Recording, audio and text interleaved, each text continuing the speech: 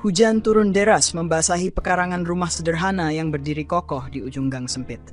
Di balik dinding yang mulai rapuh, seorang wanita duduk termenung di ruang tamu kecil. Namanya Rani. Wanita berusia 30 tahun, seorang istri yang telah mengorbankan banyak hal demi keluarga kecilnya. Wajahnya pucat, kedua matanya sembab, terlalu banyak air mata yang telah jatuh belakangan ini. Rani menghela napas panjang, memandang kosong ke arah pintu kamar yang tertutup rapat. Suaminya, Arman, tak pernah lagi berbicara lembut padanya.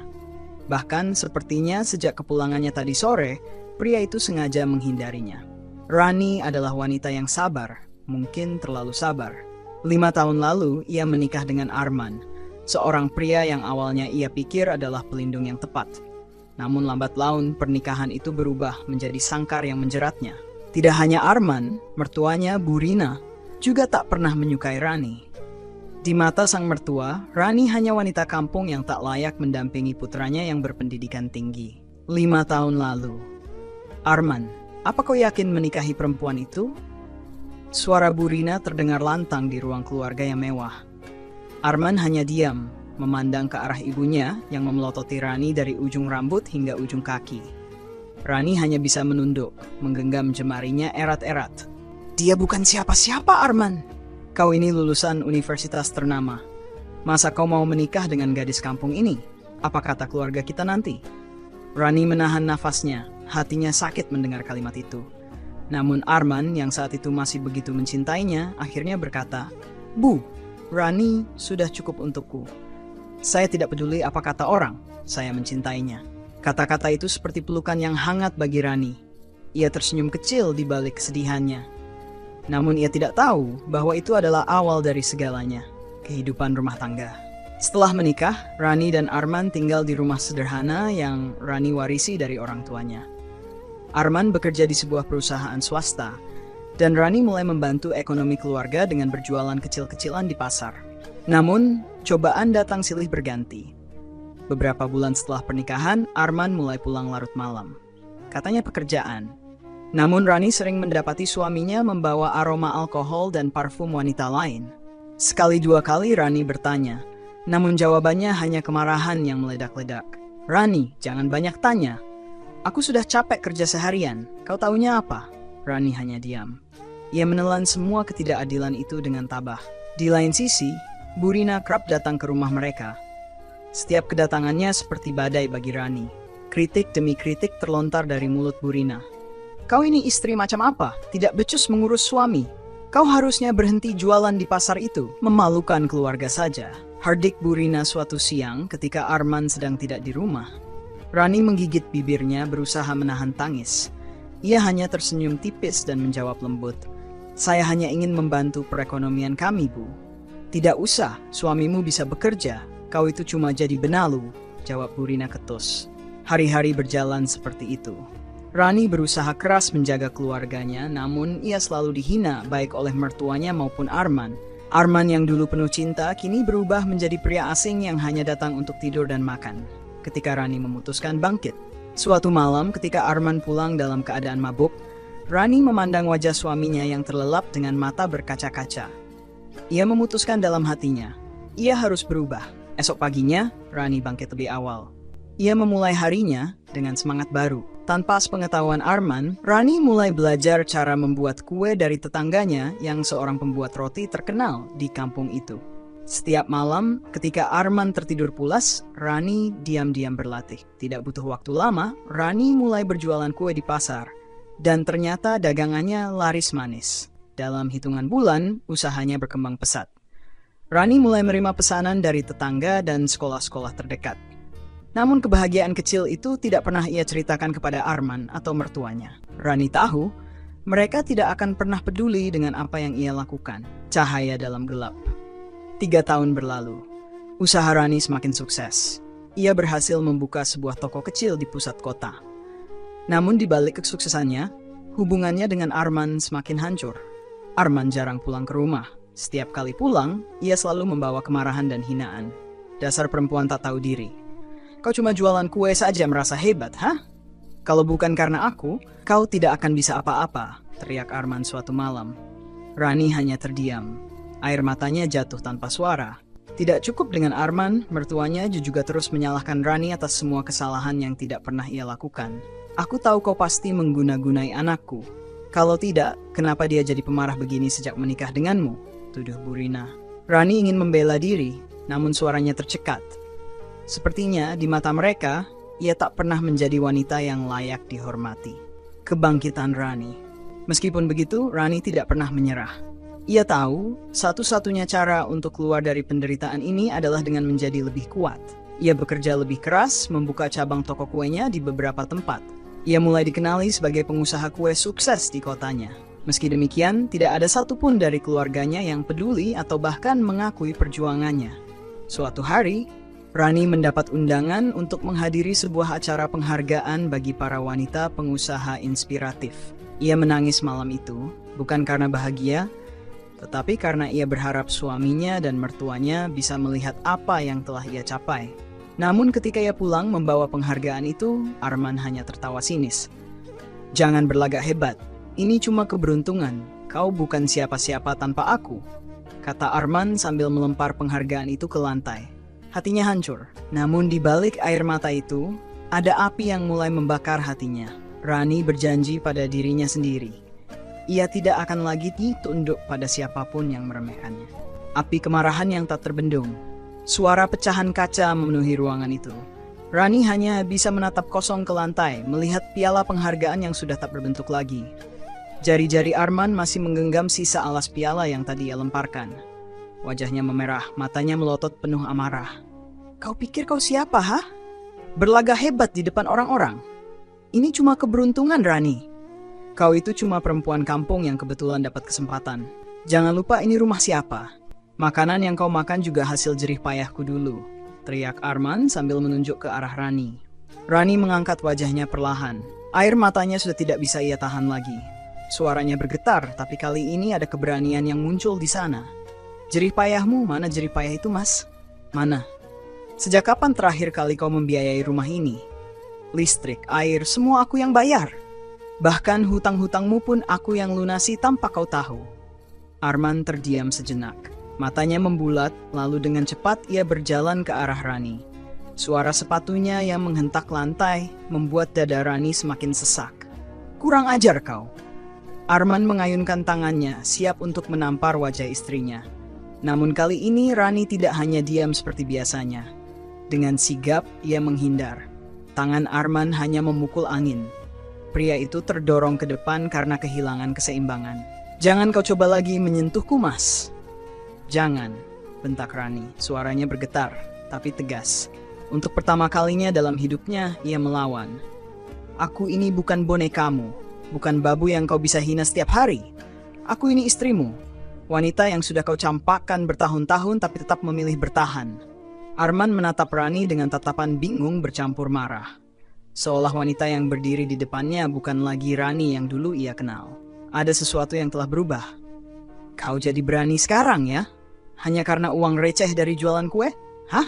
Ini bukan tentang uang, Mas. Rani menatap langsung ke mata Arman. Ini tentang harga diriku. Harga diriku yang sudah kau injak-injak sejak lama. Hening.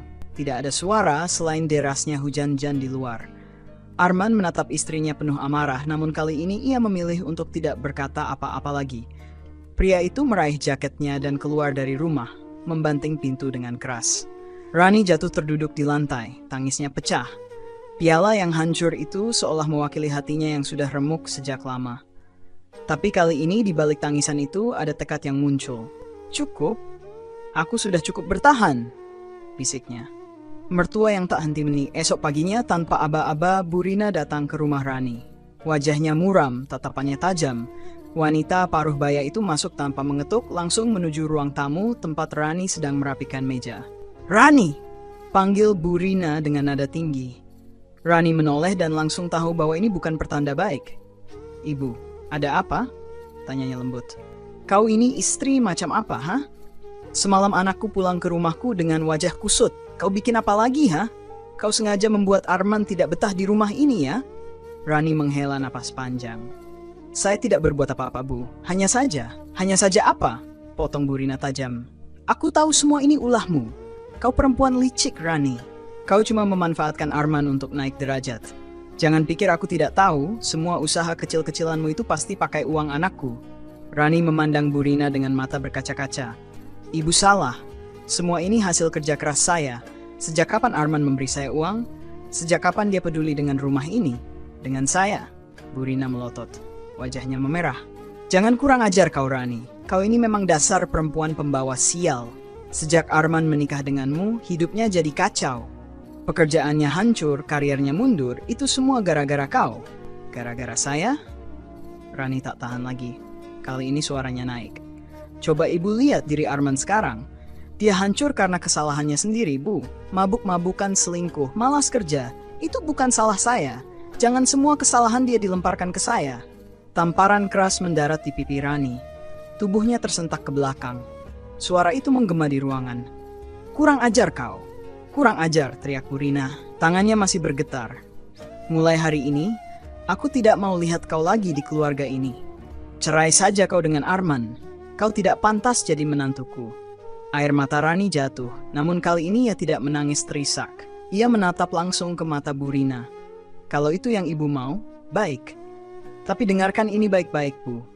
Saya bukan lagi wanita lemah yang bisa ibu hina sesuka hati. Saya akan buktikan bahwa saya bisa berdiri tanpa bantuan siapapun, bahkan tanpa Arman. Burina tersentak. Ia tidak menyangka jawaban itu akan keluar dari mulut Rani. Wanita tua itu hanya bisa mendengus kesal, lalu berjalan keluar sambil membanting pintu. Di dalam rumah itu, Rani berdiri tegak sambil memegangi pipinya yang masih perih. Hatinya kembali terluka, tapi kali ini ia tahu sudah saatnya ia berhenti menjadi korban. Sebuah tekad baru. Malam itu, Rani duduk di meja kerjanya.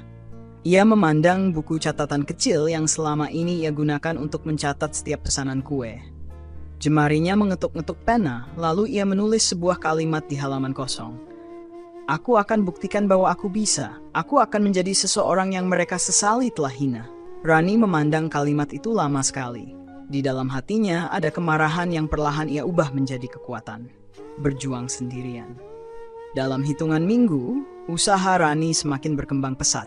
Ia berhasil membuka cabang baru dan mempekerjakan lebih banyak karyawan. Orang-orang mulai mengenal Rani sebagai pengusaha sukses yang menginspirasi. Tapi di balik kesuksesan itu, ia masih harus menghadapi kenyataan pahit. Arman yang mendengar kesuksesan Rani mulai kembali pulang ke rumah. Namun bukan untuk memberi dukungan, melainkan untuk menuntut haknya. Kau ini istriku, Rani. Semua usahamu itu juga hakku. Jangan lupa, aku ini suamimu. Rani menatap Arman dengan mata tajam. Hak? Kau bilang ini hakmu? Di mana kau saat aku berjuang sendirian? Di mana kau saat aku jatuh bangun membangun semua ini? Arman tidak bisa menjawab. Wajahnya memerah karena malu, namun ego membuatnya tetap bersikeras. Jangan berlagak, Rani. Aku tidak akan membiarkanmu jadi lebih hebat dariku. Terserah kau, Mas. Tapi ingat ini baik-baik, aku tidak akan berhenti. Dan suatu hari nanti kau akan menyesal pernah memperlakukan aku seperti ini. Di balik kesuksesan istriku yang dihina oleh mertuaku dan suamiku. Arman terpuruk. Waktu berjalan tanpa pernah menunggu siapapun. Usaha Rani semakin berkembang pesat. Kini ia bukan hanya pemilik toko kue, melainkan seorang pengusaha yang mulai dikenal secara nasional. Nama Rani terpampang di berbagai media. Wajahnya sering menghiasi majalah sebagai wanita inspiratif tahun ini. Namun, di sisi lain, kehidupan Arman justru semakin terpuruk. Perusahaan tempat ia bekerja akhirnya memecatnya karena ketidakdisiplinan.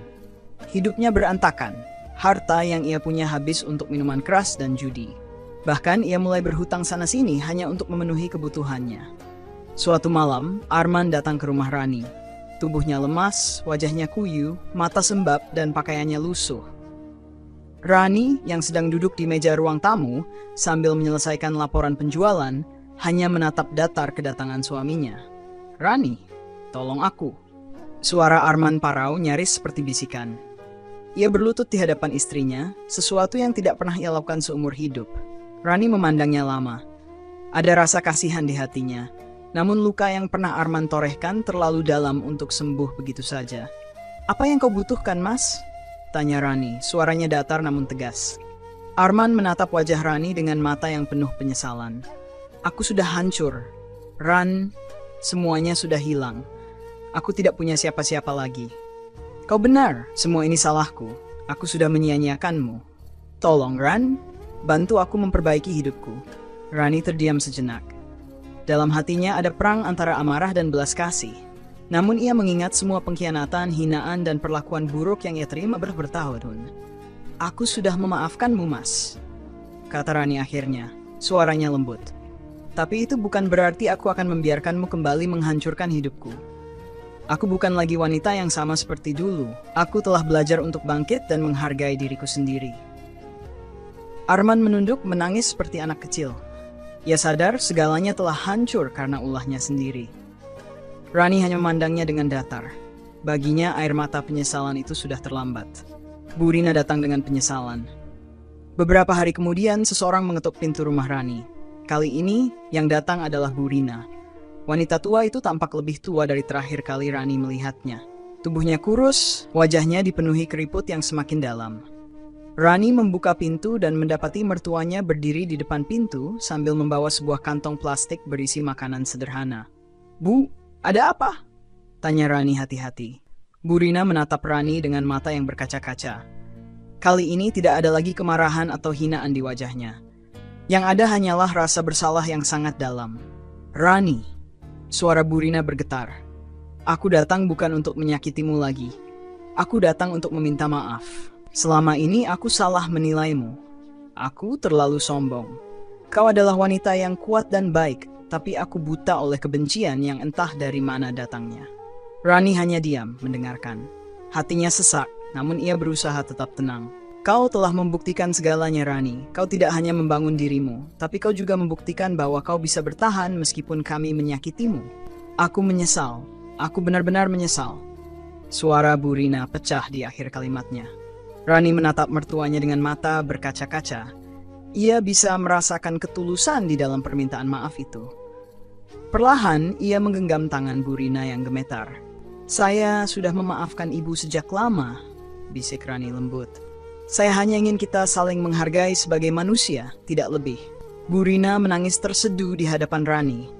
Ia memeluk menantunya untuk pertama kalinya, sesuatu yang dulu ia anggap mustahil. 2 tahun berlalu. Hidup Rani kini jauh lebih tenang. Usahanya semakin besar dan ia berhasil membangun sekolah keterampilan untuk perempuan di kotanya. Sekolah itu khusus melatih para ibu rumah tangga dan perempuan muda agar memiliki keahlian untuk mandiri dan berkarya. Arman kini tinggal di kampung halaman ibunya. Setelah kehancuran hidupnya, ia memilih untuk memulai segalanya dari nol. Sesekali ia mengirimkan pesan pendek untuk menanyakan kabar Rani, namun Rani memilih menjaga jarak. Ia tahu bahwa ini adalah pilihan terbaik bagi keduanya. Burina, yang kini lebih sering menghabiskan waktu di rumah, kadang datang ke sekolah Rani untuk membantu mengajar memasak bagi para ibu-ibu. Hubungan mereka kini lebih baik, tanpa kebencian dan tanpa dendam. Suatu hari, dalam acara peresmian cabang sekolah barunya, Rani berdiri di depan podium. Wajahnya berseri-seri, matanya penuh cahaya semangat. "Saya pernah berada di titik terendah dalam hidup saya. Saya pernah diremehkan, dihina, dan diperlakukan tidak adil. Namun, saya percaya bahwa setiap perempuan memiliki kekuatan dalam dirinya. Kekuatan untuk bangkit, untuk berjuang, dan untuk meraih impiannya. Hidup memang tidak selalu adil, tapi kita selalu punya pilihan. Bertahan dalam penderitaan, atau berjuang untuk kehidupan yang lebih baik. Pilihan itu ada di tangan kita sendiri." Suara tepuk tangan menggema di ruangan itu. Rani tersenyum sambil menatap ke arah langit, seolah berterima kasih kepada dirinya sendiri yang dulu pernah memilih untuk tidak menyerah. Kehidupan tidak selalu memberikan apa yang kita harapkan. Ada kalanya kita dihina, diremehkan, bahkan disakiti oleh orang-orang terdekat kita. Namun dari situ kita belajar untuk menjadi lebih kuat. Kesabaran memang penting. Tapi ada kalanya kita harus berani melawan demi harga diri dan kebahagiaan kita sendiri. Rani mengajarkan bahwa kesuksesan bukan untuk membalas dendam, melainkan untuk membuktikan bahwa kita mampu berdiri tegak meskipun jatuh berkali-kali. Dalam hidup ini, kesabaran dan keberanian adalah 2 hal yang harus berjalan beriringan. Tidak ada manusia yang sempurna, namun setiap orang berhak untuk dihargai, dihormati, dan dicintai. Jangan pernah membiarkan hinaan atau kebencian orang lain menghancurkan diri kita.